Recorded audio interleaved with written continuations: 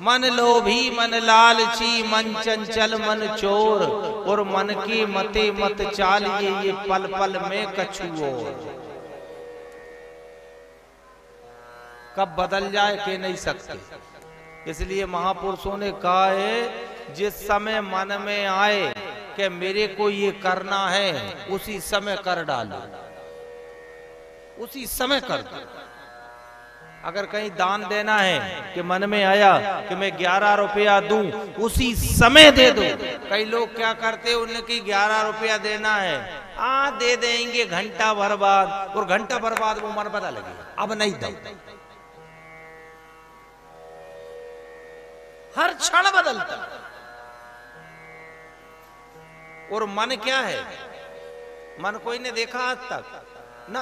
मन जो महापुरुषों ने बताया है, हमारे अंदर आने वाले विचारों के समूह का नाम मन है।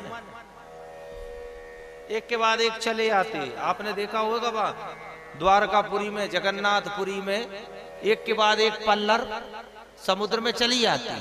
ऐसे ही वो पल्लर समुद्र में आती है, ऐसे ही हमारे अंदर विचारों की पल्लरें चली आती, एक के बाद एक के बाद एक के बाद एक के बाद एक चली आती। और वो पल्लर ही तो शांत नहीं हो रही।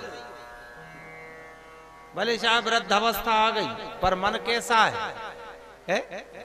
भले चाहे बूढ़े हो गए, चाहे कहीं भी नहीं है साहब, 60 साल के हो गए, बचे हुए 10-20, क्यों माया में तुम फंसे भजलो अब जगदीश है। भले चाहे उम्र 60 की हो गई, पर गाना तो वही गा रहा है, अभी तो मैं जवान है, गीत तो वही चला। अपने यहां आश्रम बने, 4 आश्रम बनाए महापुरुषों ने, 4 आश्रम बनाए। देखो संसार में रहना है, पर कैसे रहना है उन्होंने लिखा। जन्म से 23 वर्ष तक, जन्म से लेके 23 वर्ष तक ब्रह्मचर्य आश्रम में रहो। ब्रह्मचर्य जन्म से लेके 23 वर्ष तक। फिर 23 वर्ष से 40 वर्ष तक गृहस्थ आश्रम में रहो। गृहस्थ में भी रहने की सीमा है। फिर पत्नी को अलग कर दो और पति अलग हो जाए।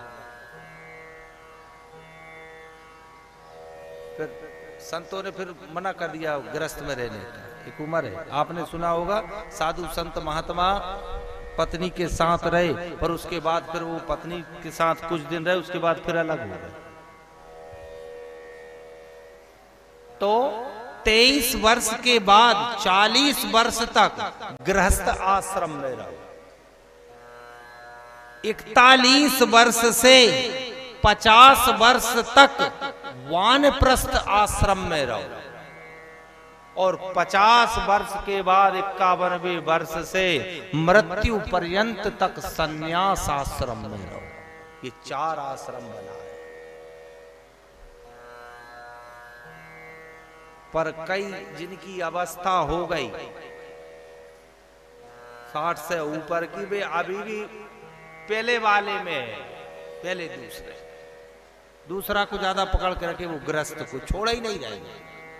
कई लोग मिलते हमसे कथाओं में, पंडित जी रामेश्वरम में कथा है, हम भी चलते हमने कि चलो भैया, अब पंडित जी छूट नहीं रहोगे।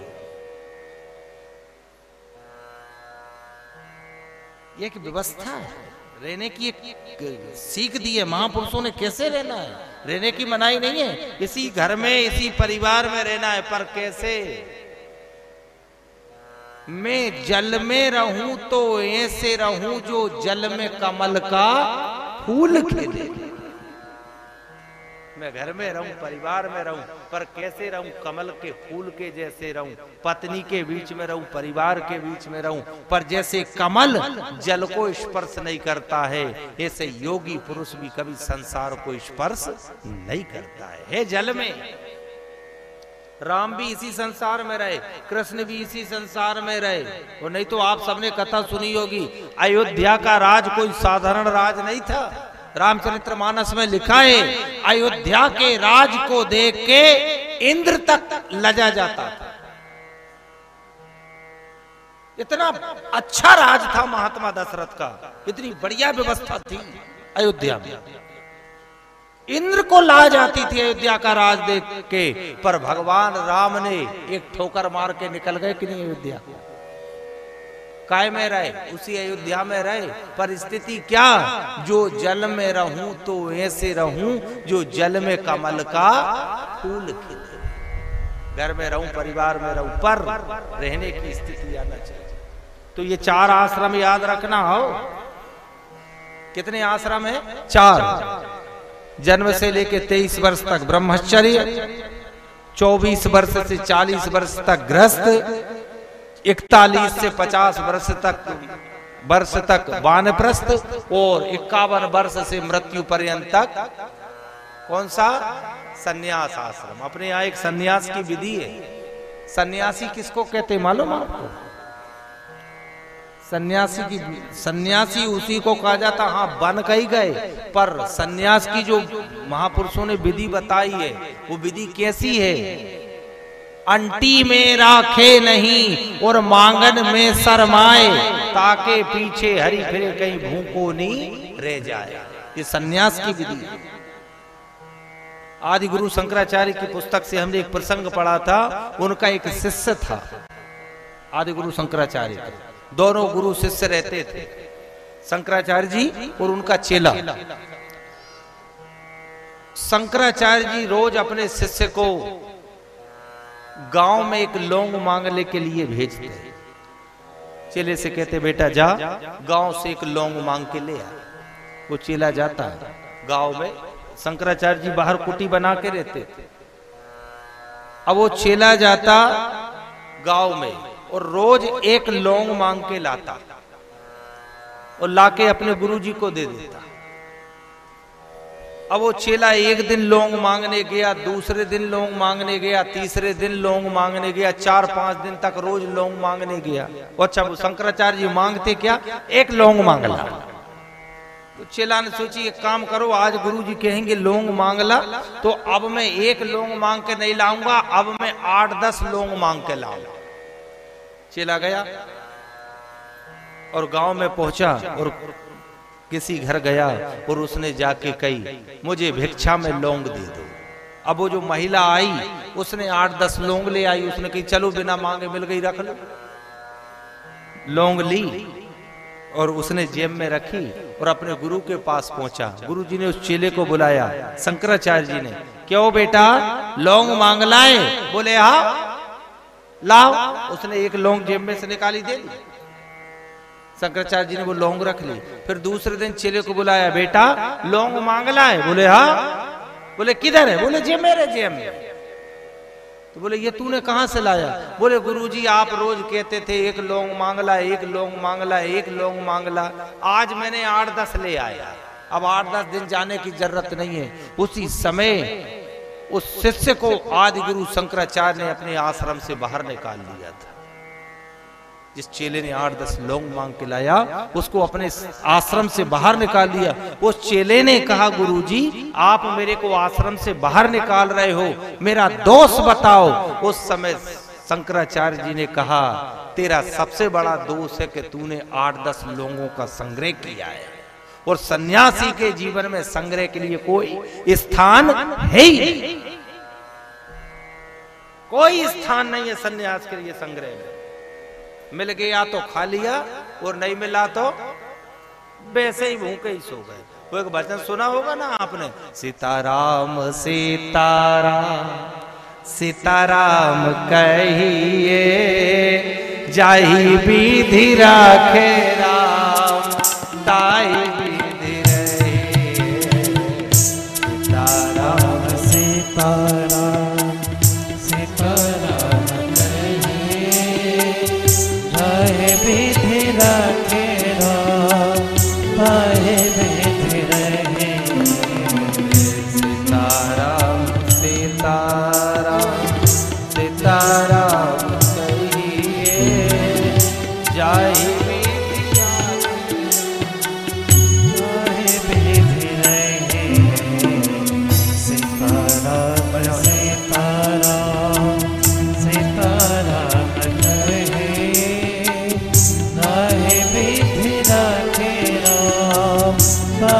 विधि रहे।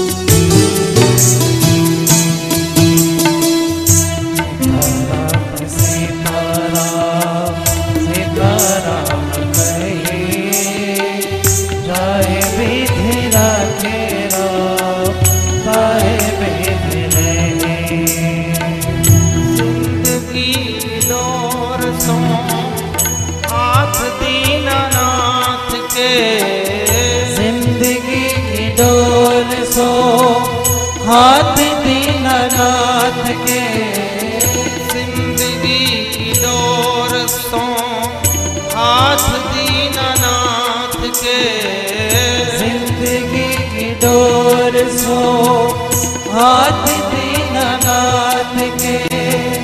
तू अकेला नहीं प्यारे राम तेरे साथ, तू अकेला नहीं प्यारे राम तेरे साथ। विधि का विधान जान हानि लाभ सही, विधि का विधान जान हानि लाभ सही। जाहि विधि राखे राम ताहि विधि रही, जाहि विधि राखे राम ताहि विधि रही। सीताराम सीताराम सीताराम सीताराम सीताराम सीताराम कहे। जाहि विधि राखे राम ताहि विधि रहे।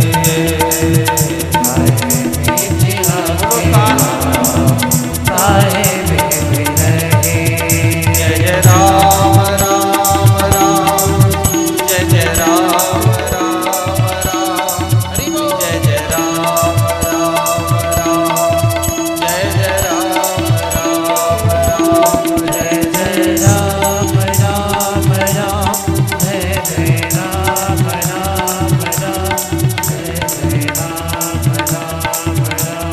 जय जय राम राम राम, जय जय राम राम राम, जय जय राम राम राम, जय जय राम राम। जय जय राम राम, जय जय राम राम राम, जय जय राम राम राम, जय जय राम राम राम। जय जय राम राम राम, जय जय राम राम राम, जय जय राम राम राम, जय जय राम राम राम। जय जय राम राम राम, जय जय राम राम, जय जय राम राम राम, जय जय राम राम राम। जय जय राम राम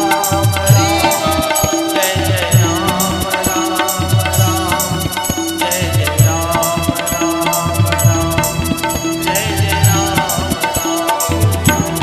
जय जय राम राम राम, जय जय राम राम राम, जय जय राम राम राम, जय जय राम राम।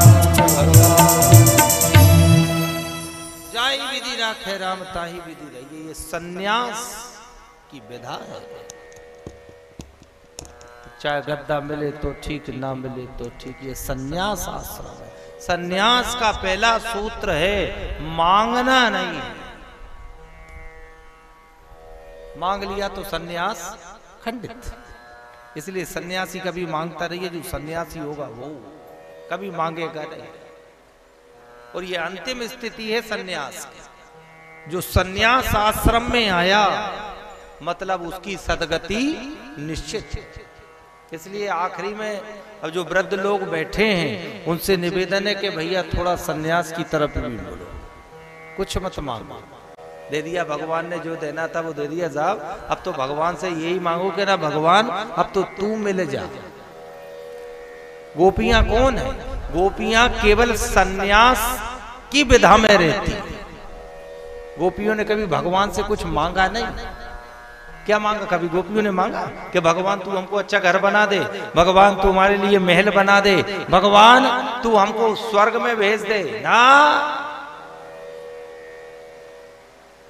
गोपियों ने कभी नहीं मांगा भगवान से कुछ भी। भगवान कई बार कहते गोपियों से, गोपियों तुम्हारी अगर कोई इच्छा हो तो तुम कहो, मैं सारी दुनिया की इच्छा पूरी करता हूं तो तुम्हारी भी इच्छा पूरी कर दूंगा। उस समय गोपियों ने कही, गोविंद हमारी कोई इच्छा नहीं, हमारी केवल एक इच्छा है कि हमेशा तेरा दर्शन हमें होता रहे, और कोई इच्छा। क्योंकि जहां मांग लिया वहां फिर सौदाबाजी हो गई। कई लोग ईश्वर से भी सौदा करते, कई की आदत है। उनकी हम भी भागवत जी करा देंगे भगवान अगर हमारो मकान बन जाएगा। तुझे सौदा ही बाजी। हम भी भागवत जी करा देंगे अगर हमारे को जमीन मिल जाएगी। जी सौदाबाजी। निवेदन कर रहे हैं दुनिया में सौदेबाजी करो वहां तक ठीक है, भगवान से तो मत करो। है ईश्वर से सौदेबाजी मत करो। भगवान से तो ये कहो कि भगवान मैं तो कराऊंगा, चाहे तू दे और चाहे ना दे। कई लोगों की आदत है भगवान में देखने पे बड़ी कबूल ना करे, कई कबूल ना करते, बाल बढ़ा ले, कई दाढ़ी बढ़ा ले, कई की कबूल ना, कई चप्पल नहीं पैर रहे। उन्हें कही क्यों चप्पल क्यों? वो हमारी ये कबूल ना, अगर ऐसा हो गया तो फिर हम चप्पल पहनना शुरू कर देंगे।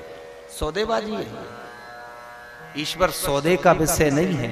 भगवान से तो केवल महापुरुषों ने सुना है, ईश्वर से भी इच्छा नहीं रखना सन्यास। ईश्वर से भी इच्छा मत करो कि भगवान तू ये दे। गोपियों ने भगवान से भी कभी इच्छा नहीं करी कि भगवान तू ये दे ना। ये सन्यास है। इसलिए जो 4 आश्रम आपके सामने हमने रखे, भैया ये साउंड ठीक करो, इनको बढ़ा देते। ये जो 4 आश्रम हमने आपके सामने रखे, इन आश्रमों में समय आने पर प्रत्येक मनुष्य को रहना चाहिए सन्यास। हाँ, क्योंकि जीवन जो है वो केवल ईश्वर की प्राप्ति के लिए भगवान ने दिया है। अन्य जितने भी काम थे वो हमने अन्य योनियों में करे आए। अब तो केवल एक काम है, परमात्मा ने मनुष्य जीवन केवल परमात्मा की प्राप्ति के लिए दिया है, और इसको हम चाहें तो भजन करके ईश्वर को प्राप्त कर सकते, एक योग्यता को प्राप्त कर सकते। इसलिए आप लोग जो यहाँ आके बैठे, हम तो लोगों से ये निवेदन करते कथाओं में, भले चाहे भगवान मिले नहीं मिले, स्वर्ग मिले ना मिले, पर इतना भजन जरूर कर जाना कि परमात्मा अगला जन्म दे तो मनुष्य ही बना के भेजे। भगवान मिलेगा तो मिल जाएगा, अगर उतना भजन होगा तो वैसे संभव नहीं है, पर कोशिश तो करो। पर इतना तो हम कर जाएं कि अगला जो दे, क्या बना दे? मनुष्य बना दे।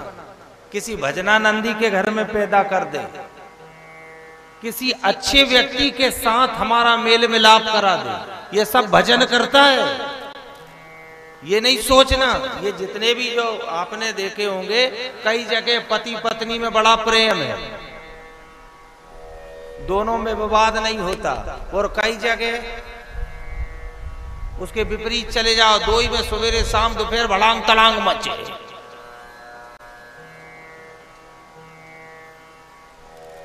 कई जगह, कई में दोनों में बड़ा प्रेम है साथ, उन दोनों में कभी लड़ाई नहीं होती, दोनों बढ़िया प्रेम से साथ रहे, वो कह दे तो वो मान ले और वो कह दे तो वो मान ले।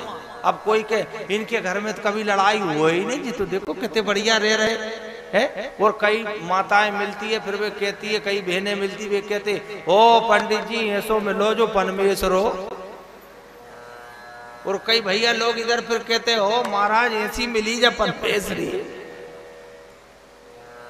कई घर परेशान है, पति पत्नी परेशान है, कारण जिनके यहाँ अच्छे पति पत्नी हैं और दोनों के विचार मिलते हैं, उसमें उनके पूर्व जन्म का भजन है जो दोनों में आपस में प्रेम बना है। और जिनके घर में विवाद हो रहा है, भजन नहीं है साथ। भजन बहुत कुछ साथ करता है, अच्छी संतान पैदा करवा देगा भजन, अच्छी जगह ले जाके बिठाल देगा आपको भजन, आपके साथ जो रेल में आप आए अच्छे भजनानंदी के बगल में बैठाल के ले जाएगा भजन। इसलिए भजन करो। आपसे जो निवेदन करते, हर कथाओं में हम एक ही बात ज्यादा बोलते, भजन मूल है बस। और नहीं तो संसार में और काम जितने हैं वो एक समय रहते हुए करो, समय है बराबर करते जाओ, बाकी मूल में भगवान के भजन को रखो। भागवत महापुराण में कथा आती है, महात्मा सुखदेव मुनि ने राजा परीक्षित को कथा सुनाई, राजन तुम भी अपना मन ईश्वर में लगा के रखो। राजा परीक्षित ने कहा गुरु जी मन लगे ही नहीं, मैं जहां देखता हूं मेरा परिवार दिखता है, मेरा घर दिखता है, मेरा बेटे बेटी दिखते हैं। उसी समय महात्मा सुखदेव मुनि ने राजा परीक्षित से कहा, राजन ये दिख रहे हैं तो दिखने दे, पर तू इन्हें अपना मत मान। तू अपना क्यों मान रहा है कि ये मेरी पत्नी है, ये मेरा पुत्र है, ये मेरा परिवार है। कब तक? जो अभी आपसे कहा था ना कि नाम स्वर्गीय, लिबास कफन और मकान शमशान। मानना छोड़ दो बस संसार में कि ये मेरा है। जब तक मानोगे तब तक परेशान होना पड़ेगा, दुख बना रहेगा। एक महापुरुष से हमने सुना था, हमारे घर से अगर कोई शांत हो जाता है तो हमको रोना आता है। क्या आता है? भाई खत्म हो जाए, माँ खत्म हो जाए, पिता खत्म हो जाए, बच्चा खत्म हो जाए, रोना अपने आप आता है। वो रोना क्यों आ रहा है? अच्छा, पड़ोसी घर में कभी कोई मरे अपन रोए है? कभी कोई पड़ोसी घर मर गया और कोई कि अब तुम नहीं रो रहे, हमको रोना आएगा ही नहीं। क्यों नहीं आएगा? क्योंकि पड़ोसी को हमने अपना माना नहीं है। और जो परिवार का हमारे घर से गया और हमको रोना आ रहा है, क्यों आ रहा है? क्योंकि उस परिवार के को अपन ने अपना मान लिया। मोह जो है वो शोक को उत्पन्न करता है। ये किसी महापुरुष ने हमसे कहा था। रोना किस बात का है? मोह है, तो मोह के कारण शोक उत्पन्न होता है और शोक उत्पन्न होने के कारण रोना आता है। इसलिए संसार में रहो, संसार में रहने की मनाही नहीं है, पर संसार में वैसे ही के मानना नहीं है। ठीक है पत्नी है, बच्चा है, पत्नी है, परिवार, पर जितनी देर भगवान के भजन में रहो उतनी देर तो केवल एक ही बात कहो कि अंत समय प्रभु आना पड़ेगा। अंत समय प्रभु आना पड़ेगा।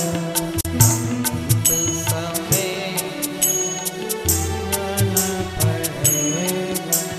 अंत समय प्रभु आना पड़ेगा।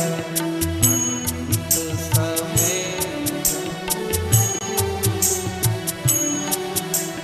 अंत समय प्रभु आना पड़ेगा।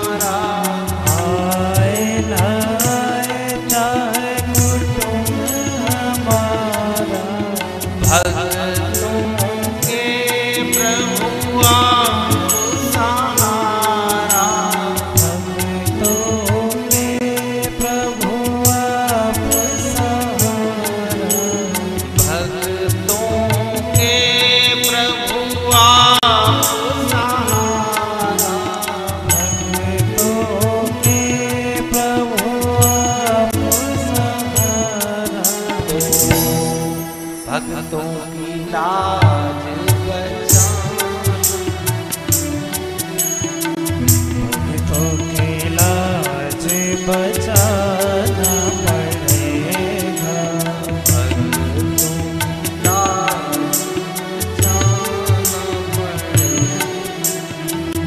भक्तों की लाज बचाना पड़ेगा। फिर अंत समय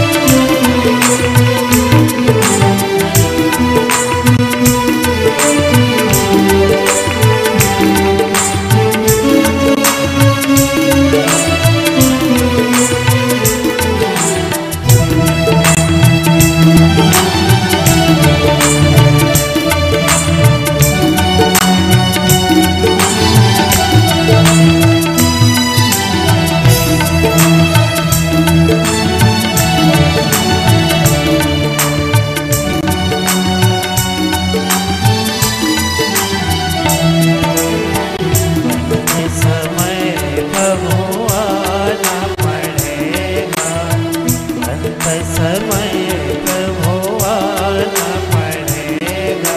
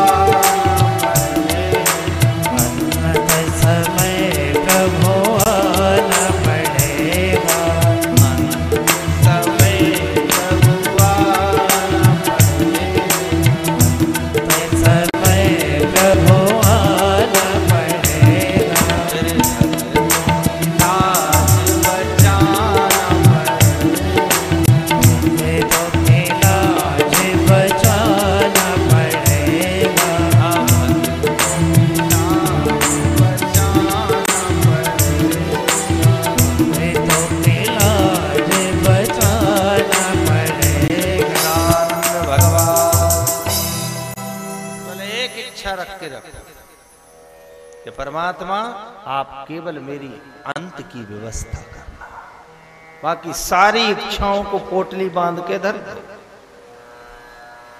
इसे आपने देखा हो नहीं, घर में रखे रहते पुराने कपड़े हैं, सबके घर में एक एक पोटली बंदी धरी पुराने कपड़ा के, कहीं पटवा पे रखी है, कहीं कबाड़ की उसमें पड़ी है। अब वो पोटली धरे ले तो उसको धरे रहने दो, और उसकी भी जरूरत पड़ती है कब होली आए तब, फिर वो पोटली खुले। देखा होगा आपने कि वो पेटी में धरे, गोदरेज में धरे, बेपैर के निकलो होली पे। कौन से पहनते हो? जो पोटली में बंदे धरे वो कि गोदरेज के? बोलो जल्दी, पोटली वाले पहनो। और कितनी देर पहरे? कितनी देर? केवल सुबह से शाम तक पोटली वाले कपड़े पहने, फिर दूसरा दिन हुआ, फिर गोदरेज के पेड़ के खड़े हो गए। फिर कोई के आज भी पोटली वाले पहन लो, हो गई होली। ऐसे ही महापुरुषों ने कहा है, इच्छाओं का भी है कि जब तक उम्र है तब तक अपनी इच्छाओं को बढ़ा के रखो, पर जैसे ही उम्र खत्म हुई और होली के लिए कपड़े आप बांध के पटक देते हो, ऐसे ही अपनी इच्छाओं को भी बांध के कोने में पटक दो। सब चाह गई चिंता मिटी, मनवा भे परवाह, जिसको कुछ ना चाहिए सो साहन को सब इच्छाओं को पोटली बांध के एक तरफ पटक दो। आप सबने सुना होगा, भगवान राम लंका विजय करने के बाद जब आए तो सबको कुछ ना कुछ दिया, हनुमान जी को भी दिया। हनुमान, तुम्हारी कोई इच्छा हो तो तुम मांग लो, मैं तुम्हें वरदान देने के लिए तैयार हूं। हनुमान जी ने कही, परमात्मा मैंने अपनी इच्छाओं की पोटली बांध के और फेंक दिया है, मेरी कोई इच्छा नहीं, क्योंकि मैं जानता हूं अगर एक पूरी करी तो दूसरी कड़ी हो जाएगी। ये आदत है मन की कि एक पूरी नहीं हुई उसके पहले दूसरी जन्म ले लेती है। मकान बना के चार चक्का की याद आने लगती है, एक के बाद एक चलती रहती। इसलिए संतों ने कहा है, इसकी तो मन से कहो के ना भैया, तू तो केवल एक इच्छा रख। कौन सी? अंत समय प्रभु आना पड़े, समय प्रभु आना पड़ेगा, समय प्रभु आना पड़ेगा, समय प्रभु आना पड़ेगा, समय प्रभु आना पड़ेगा। आए ना आए चाहे कुटुंब हमारा, आए ना आए चाहे कुटुंब हमारा, आए ना आए चाहे कुटुंब हमारा, आए ना आए चाहे कुटुंब हमारा, भक्तों के प्रभु आप सहारा, भक्तों के प्रभु आप सहारा, भक्तों के प्रभु आप सहारा। भक्तों के प्रभु आप सहारा। तो भक्तों की लाज बचाना, भक्तों के लाज बचाना पड़ेगा, भक्तों की लाज बचाना पड़ेगा, भक्तों के लाज बचाना पड़ेगा। फिर अनंत समय प्रभु आना पड़ेगा, अंत समय प्रभु आना पड़ेगा, अनंत समय प्रभु आना पड़ेगा, अंत समय प्रभु आना पड़ेगा, समय समय प्रभु आना पड़ेगा। सच्चिदानंद भगवान।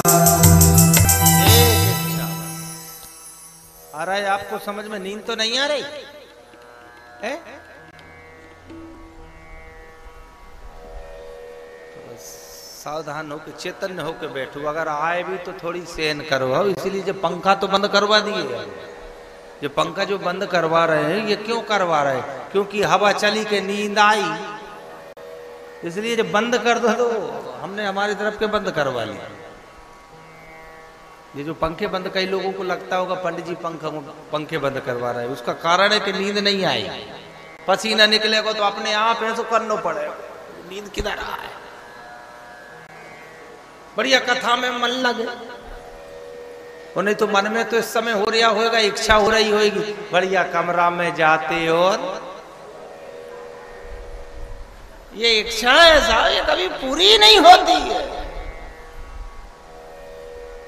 एक बार नारद जी भगवान नारायण के पास गए बैकुंठ में। भगवान नारायण शयन कर रहे थे। नारद जी पहुंचे और नारद जी ने जाके भगवान से गुस्से में कहा, प्रभु आप तो यहाँ चैन से बैकुंठ में सो रहे हो और धरती पे तो जाके देखो मनुष्य कितना परेशान है।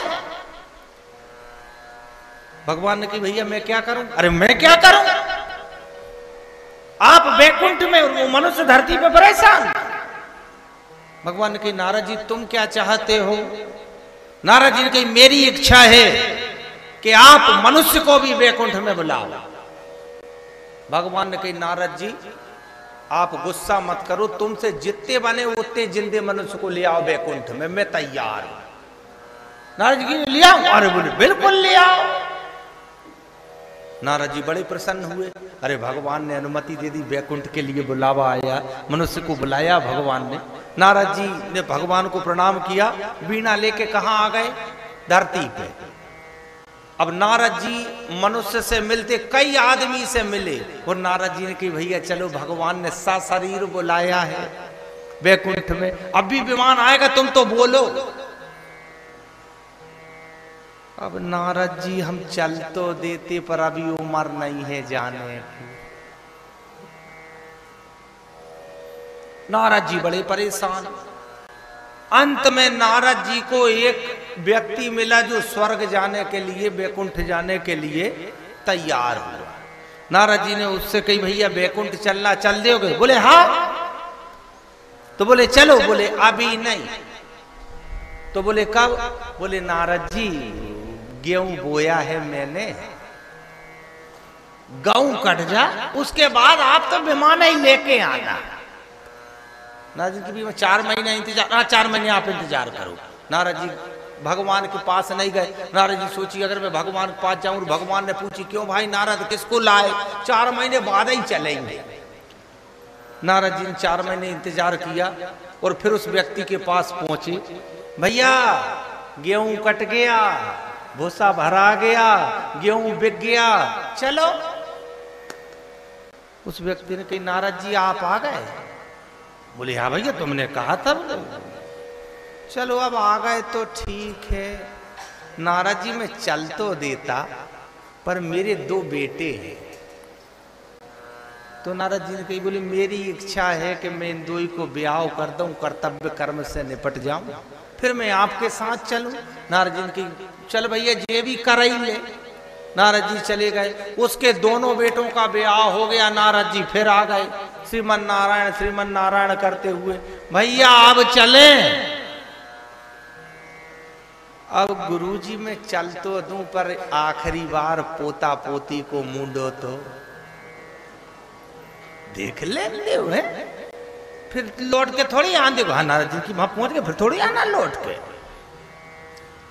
तो फिर कब आऊं? बोले भाई पोता पोती को मूंडो देख लो, फिर उसके बाद फिर आप आ ही जाना, पर दिक्कत नहीं। नारद जी चले गए। अब पोता पोती भी हो गए, भी अपने पोते पोती को खिला रहे थे। नारद जी फिर आए। भैया पोता पोती का मुंह देख लिया, अब तो चलो। वो व्यक्ति कहने लगा, नारद जी पहले तो हम जा भी सकते थे, अब तो एक नई उलझन खड़ी हो गई। बोले कैसी उलझन खड़ी हो गई? बोले हमारे जो बेटा बहू है वे दोनों नौकरी पे जाते। तो बोले तुम क्या करते? बोले हम जो बेटा बेटी को खिलाते। अब हमारी ड्यूटी बढ़ गई, अब हम नहीं जा सकते। ऐसे करते करते वो मनुष्य मर गया, शरीर छूटा, कुत्ता बन के उसी घर में आया और कुत्ता बन के दरवाजे पे बैठा। एक दिन उस कुत्ते को उसकी बहू ने डंडे से मार मार के उसकी कमर तोड़ दी। नारद जी फिर आए और नारद जी ने हाथ जोड़ के उस कुत्ते से कही, भैया अब तो खूब पिट लिए, कमर टूट गई, अब चलो। वो कहने लगा कुत्ता बना वो मनुष्य, उसने कि नारद जी नहीं जाऊं। उनकी क्यों? तेरे को पीटा? अरे तो पीटा तो पीट लेन दो, आखिर बहू तो मेरी है।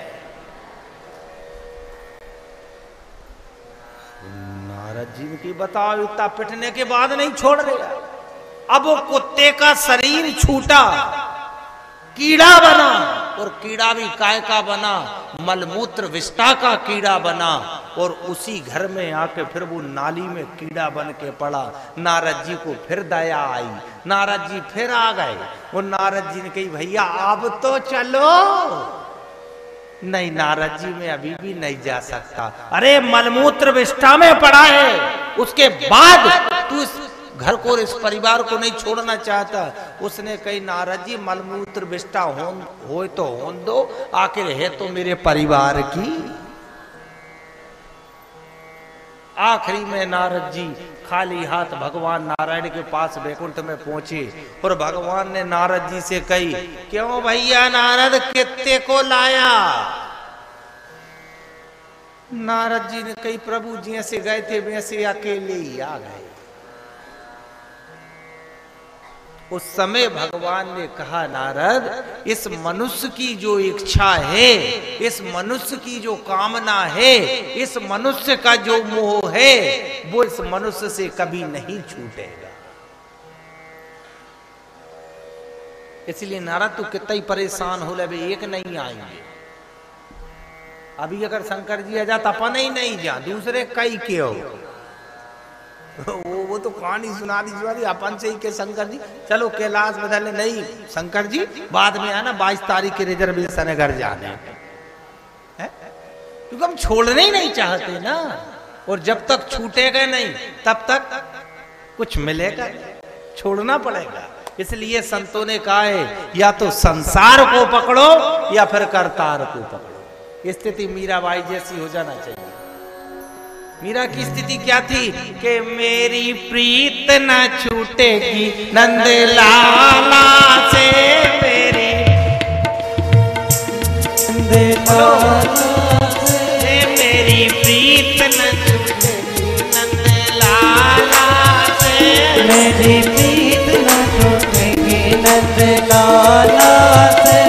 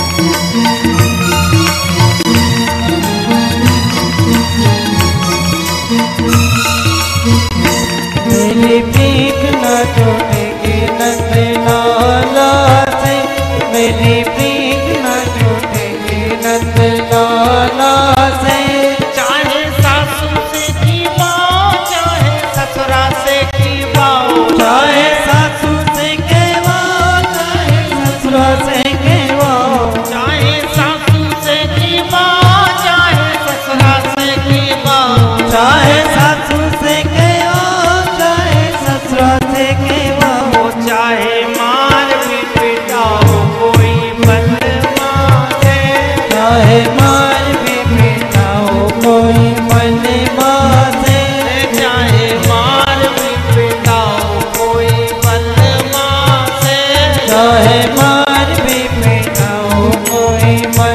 माते पर मेरी लाला से मेरी प्रीत न छूटेगी नंद लाला से मेरी प्रीत न छूटेगी नंद लाला से मेरी प्रीत न छूटेगी नंद लाला से ओ नंद लाला से नंद लाला से गोपाला से नंद लाला से नंद लाला से गोपाला से पर मेरी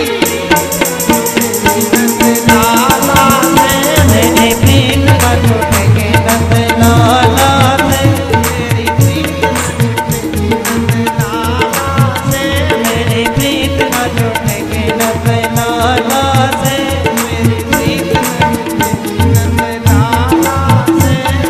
प्रीत न छूटेगी नंद लाला से मेरी प्रीत न छूटेगी नंद लाला से मेरी प्रीत न छूटेगी नंद लाला से कोई लोग के बताए कोई लोग के बताए कोई लोग के बताए कोई लोग के बताए कोई लोग के बताए कोई लोग के बताए कोई लोग के बताए कोई लोग के बताए अभी माला नहीं पड़ा है ब्रजबाला से अबे पला नहीं पड़ा है ब्रजबाला से अभी माला नहीं पड़ा है ब्रजबाला से अबे पला नहीं पड़ा है ब्रजबाला से पर मेरी नंद लाला से मेरी प्रीत न छूटेगी नंद लाला से मेरी प्रीत न छूटेगी नंद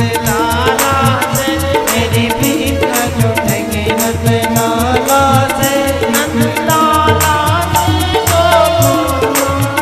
नंद लाला से गोपाला से नंद लाला से गोपाला से नंद लाला से गोपाला से मेरी प्रीत न छूटेगी नंद लाला से मेरी प्रीत न छूटेगी नंद लाला से मेरी प्रीत न छूटेगी नंद लाला से मेरी प्रीत न छूटेगी नंद लाला सदानंद भगवान उस मीरा का निर्णय था कि मेरे को केवल श्याम सुंदर के अलावा कोई जचता ही नहीं है।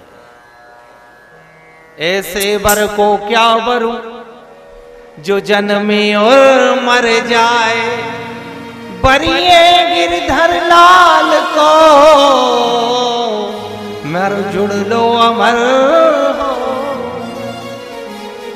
केवल एक को देखता है, साधक की साधना का सूत्र ही यहां से चालू होता है। जो आंख बंद करके अपन बैठते वो क्यों बंद करते? ये आंख बंद करके उस अंतर की दृष्टि से उस परब्रह्म परमात्मा का दर्शन करना ही साधना कहलाती है। केवल एक को देखो।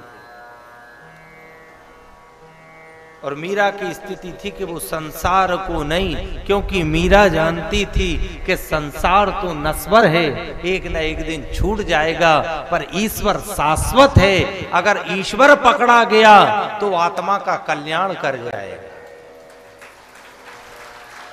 पकड़ के रहती थी, और नहीं तो संसार तो बनाई इसीलिए नष्ट होने के लिए। ब्रह्मा जी ने जो सृष्टि निर्माण किया है, भागवत में कथा है, जब ब्रह्मा जी का जन्म हुआ, भगवान की नाभि से कमल कोश प्रकट हुआ, उसके ऊपर 14 पकड़ियों का वो कमल पुष्प, जिसके ऊपर एक पुरुष प्रकट हुआ जिसका नाम पड़ा ब्रह्मा। ब्रह्मा जी ने सृष्टि बनाई है, सनकादि ऋषि बनाए, 10 मानस पुत्र बनाए, मनु शत्रुपा का निर्माण किया, जिससे ये सृष्टि का क्रम आगे बढ़ा। हम सब कौन की संतान है महाराज? मनु और शत्रुपा की, इसलिए हमारा नाम मनुष्य पड़ा है। भगवान ब्रह्मा ने सृष्टि का निर्माण किया, मनु शत्रुपा का निर्माण करने के बाद ब्रह्मा जी ने मनु और शत्रुपा से कहा, जाओ अब तुम सृष्टि को आगे बढ़ाओ। महाराज मनु अपनी धर्म पत्नी शत्रुपा को लेके आए और समय आने पर इनके यहाँ पर 5 संतानों का जन्म हुआ। 3 पुत्री, आकृति, प्रसूति, देवहूति 3 पुत्री और प्रियव्रत और उत्तानपाद नाम के 2 पुत्र। महाराज मनु अपनी संतान को लेके ब्रह्मा जी के पास गए और ब्रह्मा जी से कहा, पितामह सृष्टि का क्रम तो हमने आगे बढ़ा दिया, पर रहें कहां? ब्रह्मा जी ने कहा, जाओ धरती के ऊपर रहो। महाराज मनु आए तो धरती का पता ही नहीं, धरती कहां गई। धरती हिरण्याक्ष नामक राक्षस को उठा के रसातल में ले गई। अब धरती को हिरण्याक्ष नामक राक्षस उठा के रसातल में ले गया। ब्रह्मा जी ने आंख बंद करके देखा, ओहो ये तो हिरण्याक्ष नामक राक्षस धरती को उठा के ले गया। उसी समय भगवान ब्रह्मा ने भगवान नारायण का आवाहन किया। उसी समय भगवान नारायण ब्रह्मा के नासा छिद्र से वाराह रूप लेकर प्रकट हुए, समुद्र के अंदर गए, हिरण्याक्ष को समाप्त करके धरती लाके जल के ऊपर स्थापित कर दी। आकाश से फूलों की वर्षा जय जयकार की ध्वनि हुई, वराह भगवान की जय। और महाराज मनु शत्रुपा से वराह भगवान ने कहा, अब तुम इस धरती के ऊपर रहो और संसार को आगे बढ़ाओ। महाराज मनु ने अपनी बेटियों का विवाह किया। आकृति का विवाह रुचि नाम के प्रजापति से, प्रसूति का विवाह दक्ष नाम के प्रजापति से, और सबसे छोटी बेटी जो देवहूति है उनका विवाह महात्मा कर्दम के साथ किया। महात्मा कर्दम बिंदु सरोवर के निकट रह के तप साधना करते थे। महात्मा कर्दम विवाह करना नहीं चाहते थे, पर भगवान नारायण आए महात्मा कर्दम के पास और भगवान नारायण ने महात्मा कर्दम से कहा कि हे महात्मा, आप जैसा साधु अगर विवाह करेगा तो संसारी को आपको देख के प्रेरणा मिलेगी कि ग्रस्त जंजाल नहीं है, ग्रस्त दलदल नहीं है, ग्रस्त में रह के भी भजन किया जा सकता है। इसलिए महात्मन आप विवाह करिए और भजन करिए ताकि संसार को प्रेरणा मिल सके कि पत्नी के साथ, पुत्र के साथ, परिवार के साथ रह के भी भजन सुमरण किया जा सकता है। हमने मान लिया है, ओ भैया किते भजन होए, ओ भैया किधर तीरथ जा, हमने मान लिया है।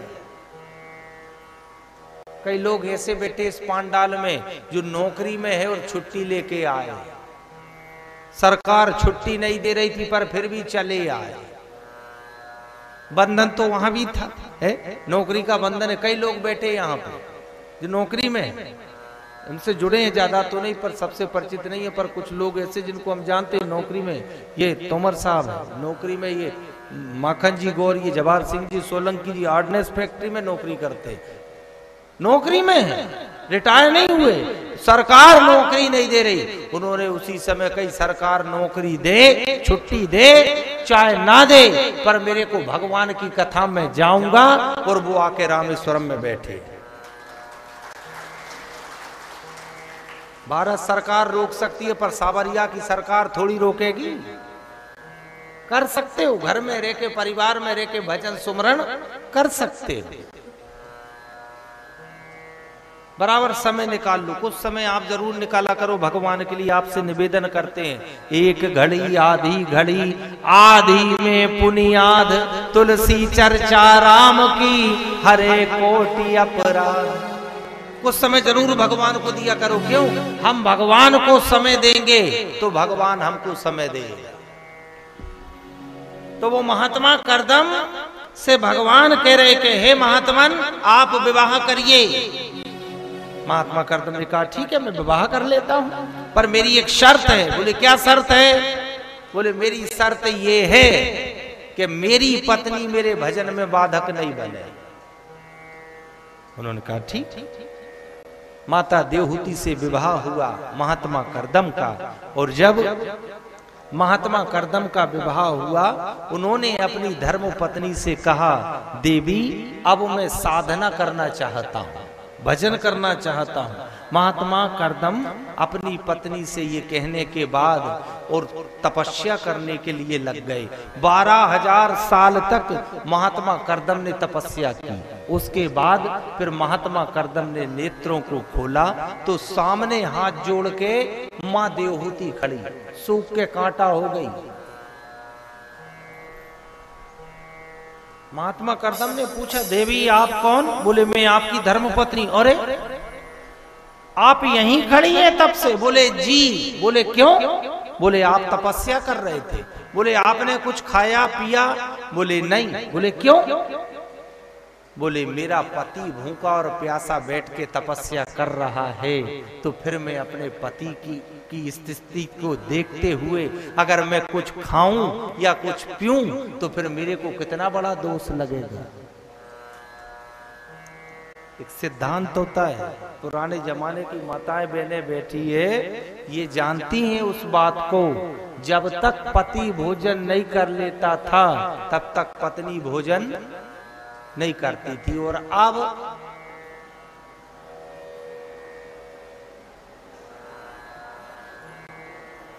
अब तो धीरे से कह दे, नहीं हो तो 4 मेरी और बना लीजिए,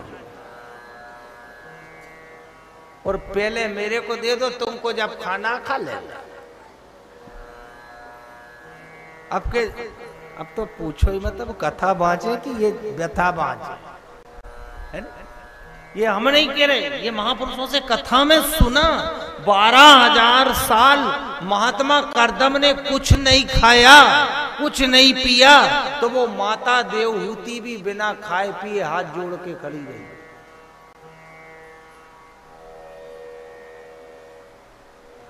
नारी की जो स्थिति महापुरुषों ने लिखी है, नारी में, सुन लो माताएं बहनों, ध्यान इधर रखना हो सब,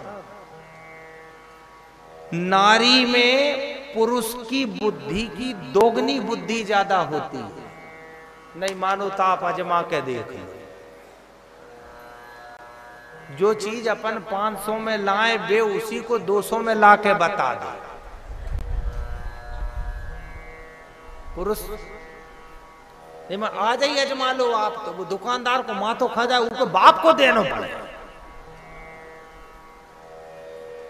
पुरुष की जो बुद्धि है उससे दुगनी बुद्धि कौन में ज्यादा है? नारी में बुद्धि ज्यादा। ये हम नहीं कह रहे, ये आचार्य चाणक्य का सूत्र है। पुरुष की अपेक्षा नारी में बुद्धि दोगुनी होती है और साहस 4 गुना ज्यादा होता है।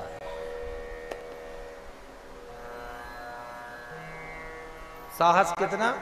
अपने को लगता है कि ये डर रहे, अरे डरे, अरे नहीं डर। साहस 4 गुना है उनमें। आप सबने कथा सुनी होगी सत्यवान सावित्री की। सावित्री यमराज से भिड़ गई थी कि नहीं भिड़ गई?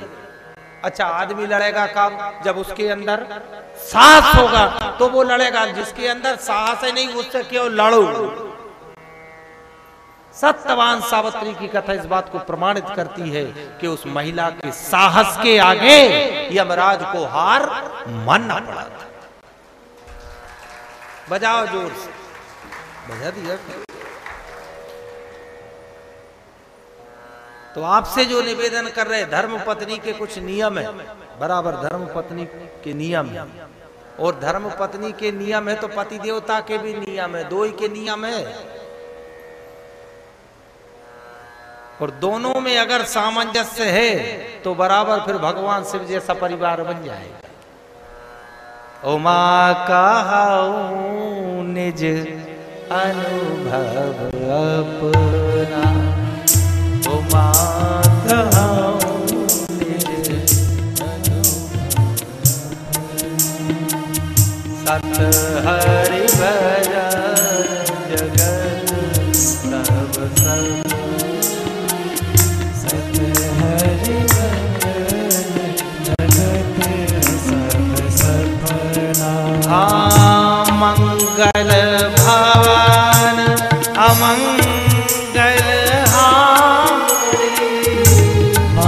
मंगल भवन अमंगल हारे मंगल भवन अमंगल हारे मंगल भवन अमंगल हारे उमा सहित जपे त्रिपुरारी उमा सहित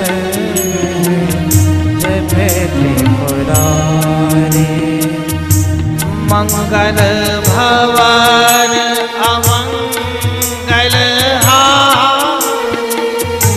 मंगल भवन अमंगल हारे मंगल भवन अमंगल हारे मंगल भवन अमंगल हारे उमा सहित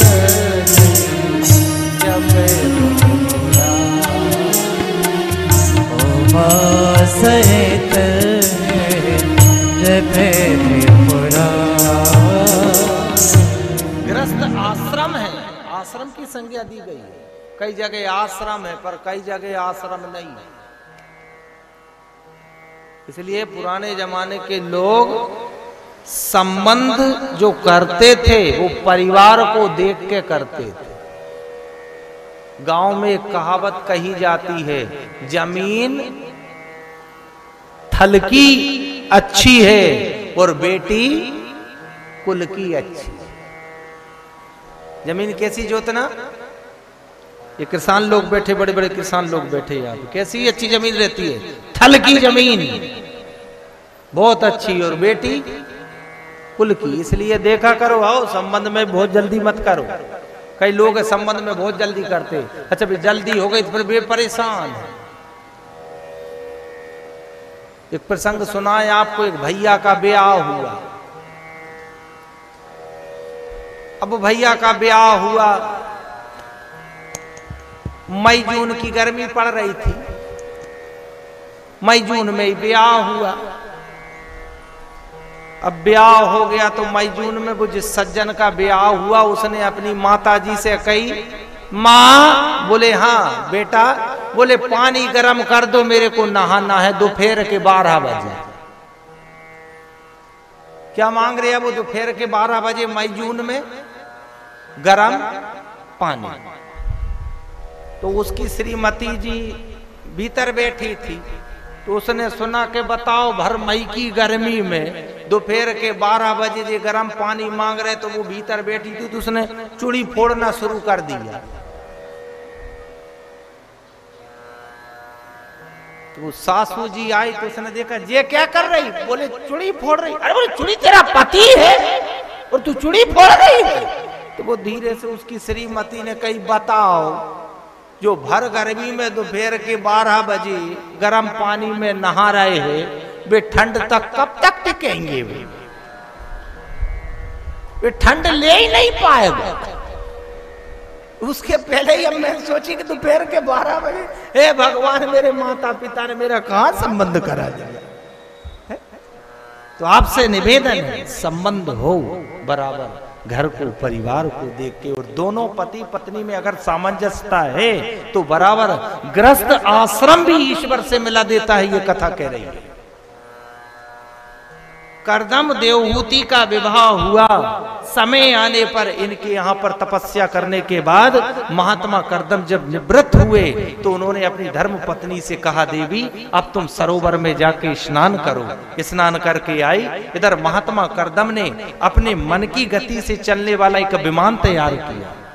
उधर माँ देवहूति का शरीर सर्वांग सुंदर हुआ।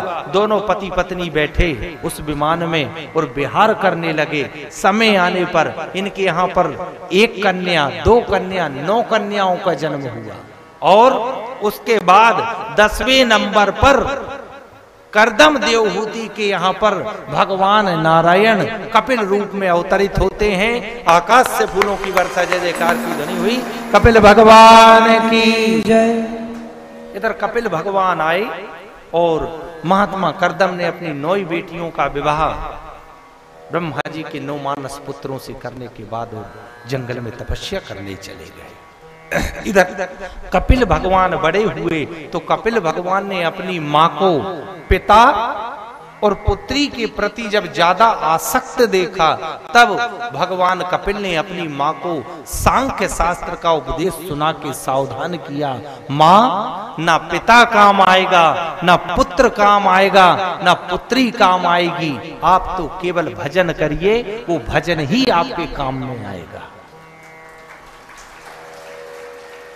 आप केवल भजन करिए। वो मां देवहूति ने उनकी बात मानी और फिर उसी बिंदु सरोवर में बैठ के भगवान का भजन करके अपनी आत्मा की सदगति की। इसलिए भजन करो, और भजन कभी भी शुरू कर सकते हो आप, जब जागे तब सवेरा। दुनिया को आप मत देखो, दुनिया को देखोगे तो दुनिया बहुत खराब है, दुनिया अपने हिसाब से एडजस्ट करती है। दुनिया की सोच के हिसाब से अगर चलोगे तो दुनिया अपने हिसाब से चलती है। कैसी चलती है? चाय के कप में अगर मक्खी गिर जाए तो काय को फेंक देती है? काय को फेंक देंगे हम? जल्दी बताओ, चाय के कप में मक्खी गिरी, बोलो काय को फेंकेंगे? और घी में मक्खी गिर गई तो बोलो।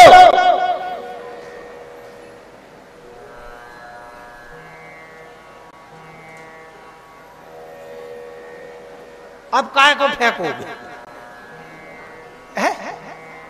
चाय में मक्खी गिरी, फेंक रहे, मक्खी गिर गई, और बगल में घी को कप भरेल धरो तो ऊ में मक्खी गिरी, मक्खी निकाली। दुनिया के हिसाब से बिल्कुल मत चलो, बिल्कुल मत चलो साहब। दुनिया तो दुनिया को अपना काम करेगी, वो तो अपना काम करती रहे, अपन तो अपने पे आ जाओ, क्योंकि दुनिया कहना, दुनिया का काम है कहना। वो एक गीत सुना होगा आपने, अच्छों को बुरा साबित करना दुनिया की पुरानी आदत। वो दुनिया काम करेगी, पर हम अपना काम करते रहे, हम भजन करते रहे, सुमरण करते रहे, एक स्थिति बनेगी कि ईश्वर का साक्षात्कार हमें हो जाएगा। कथा आती है, उत्तानपाद नाम के राजा, जिनकी 2 रानी सुनीति और सुरुचि।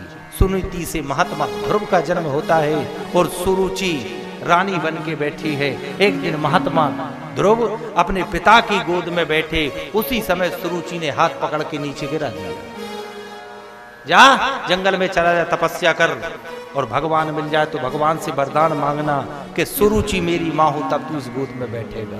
5 साल के ध्रुव जी माँ के पास आए, माँ सुनीति ने नीति की बात कही, बेटा जो तेरे को नीचे गिराया है उसको शत्रु मत मान, वो तेरी गुरु है। क्यों? उसने तेरे को भगवान तरफ मोड़ा है। कई बार अपने को लगता है भगवान ने हमारे साथ ये गलत किया। भगवान कभी किसी के साथ गलत करता ही नहीं है, कभी कभी किसी के साथ नहीं करता। नहीं तो रामायण में तुलसीदास जी कभी नहीं लिखते, नहीं को सुख दुख कर दाता, निज कृत कर्म भोग सब भ्राता। कई बार अपने को लगता है कि भगवान ने हमारे साथ ये गलत किया, पर उस गलत में अच्छा छिपाए, इसलिए परमात्मा वो गलत करता है। क्योंकि माता पिता भी बच्चों को सुधारने के लिए मारते कि नहीं मारते? उस समय बच्चे को क्या लगता है कि देखो मेरी माँ कितनी निष्ठुर है, मेरा पिता कितना निष्ठुर है जो मेरे को मार रहा है। बच्चे को बुरा लग रहा है कि मेरी पिटाई कर रहे हैं, पर वो माँ, वो पिता जानता है बेटा ये मार अगर तू खा लेगा तो आगे बिगड़ने से बच जाएगा। ऐसे ही परमात्मा भी भक्त से कहता है, भगत अगर तेरे जीवन में कोई दुख आ रहा है, कोई संकट आ रहा है, आज अगर तू इसको सहन कर लेगा तो आगे का तेरा बिगड़ने से बच जाएगा। हमको लगता है ईश्वर ने गलत किया, और यही बात सुनीति ने कही, बेटा ध्रुव तेरी माँ सुरुचि तेरी गुरु है, जंगल में जा भगवान की तपस्या कर, भगवान मिलेंगे। ध्रुव जी आए, नारद जी से भेंट हुई, ओम नमो भगवते वासुदेवाय मंत्र जाप की दीक्षा दी नारद जी ने, और ध्रुव जी ने 6 महीने में वो तपस्या करी, भगवान को प्रकट कर लिया। भगवान आए, भगवान नारायण ने वरदान दे के गए ध्रुव जी को 36,000 वर्ष तक राजपाट करना और तुम्हारा मौत कुछ नहीं बिगाड़ेगी, सा शरीर तुम्हारे लिए अलग से ध्रुव लोक की स्थापना करता हूं, तुम सा शरीर वहां पहुंचोगे। ध्रुव जी आए, उत्तानपाद राजा को मालूम पड़ा। उसी समय उत्तानपाद राजा ने ध्रुव जी को राज सिंहासन पर बिठाकर और स्वयं जंगल में चले गए। ध्रुव जी ने 36,000 वर्ष तक राजपाट किया। अंत समय आया, मौत आई। ध्रुव जी ने मौत के सिर के ऊपर पांव रखा, विमान में बैठे, आकाश से फूलों की वर्षा जय जयकार की ध्वनि हुई, विमान उड़ते उड़ते और ध्रुव लोक में पहुंचा। आज भी ध्रुव जी तारे के रूप में अजर और अमर है। अब इसी के साथ आज द्वितीय दिवस की कथा का मंगल में समापन करने जा रहे। कल पुनः आप 12 बजे पधार जाएं। वैसे तो आप सब जो दूर दूर वाले हैं वो सुबह 8:30 बजे जाएं, ये आपसे निवेदन है, ताकि राममाला हो जाएगी। भगवान के निकट बैठ के अपना थोड़ा भजन हो जाएगा, और भजन अगर हो जाएगा तो अपनी आत्मा का उद्धार भी हो जाएगा। तो आप सबको प्रणाम करते हुए, जो रामेश्वर दर्शन कराए, जो रामेश्वर दर्शन कराए, जो रामेश्वर दर्शन कराए, जो रामेश्वर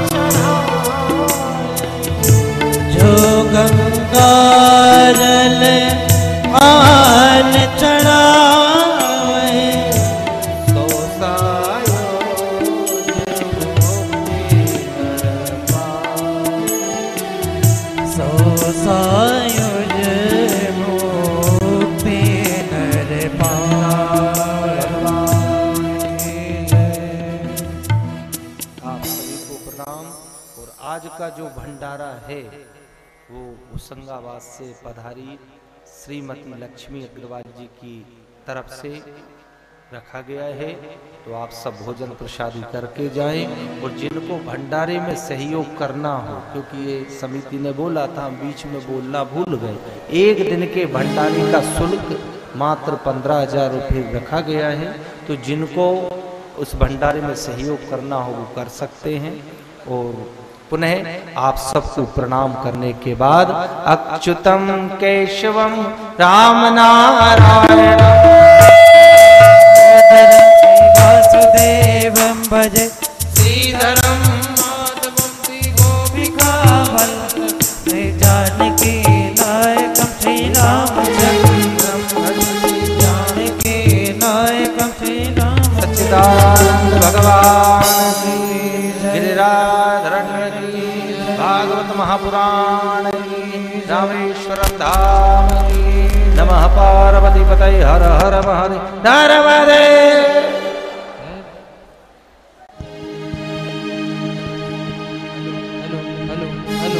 बोले रामेश्वर धाम की जय।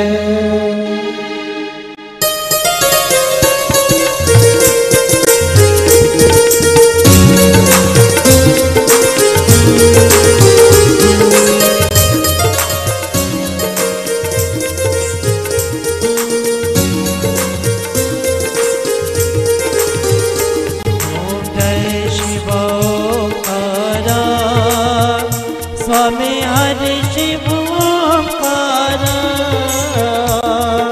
ब्रह्मा विष्णु सदा शिव, भोले भोलेनाथ महाशिव, हर दागे दारा, ओम हर हर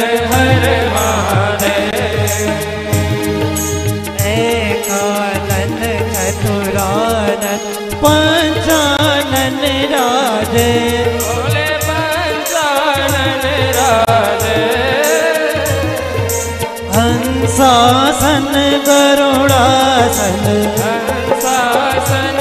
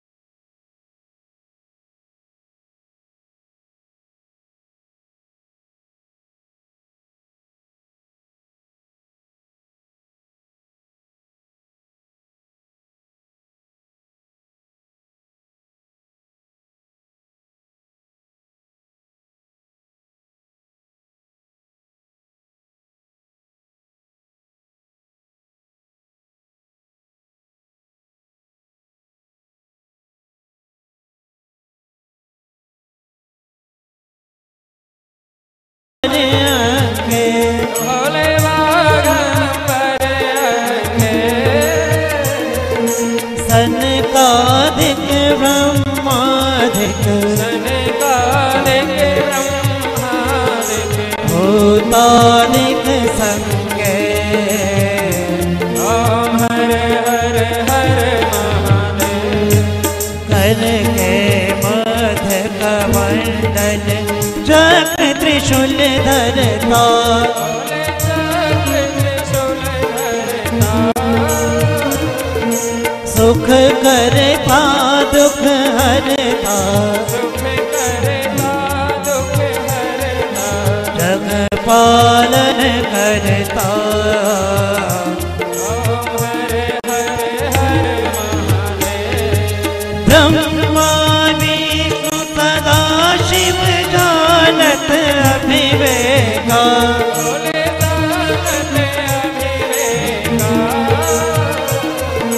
प्रणवाक्षर के मध्य ओम अक्षर के माध्यम ये तीनों एका ओम हर हर हर महादेव त्रिगुण स्वामी के आरती जो कोई नर गावे भोले जो कोई सन गावे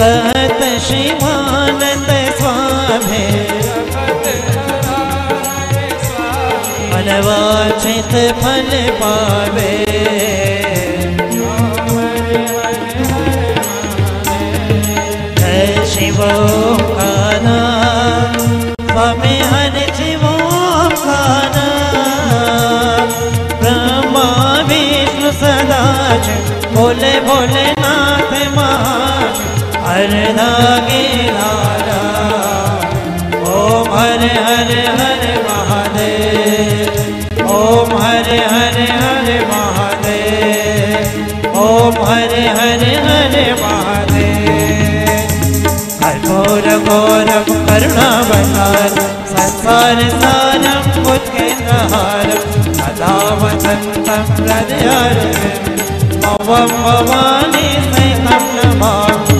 अंगारमाला पुलकालकाल कपालमाला शेखराय दिव्यं वराय च दिगम्बराय नमः शिवाय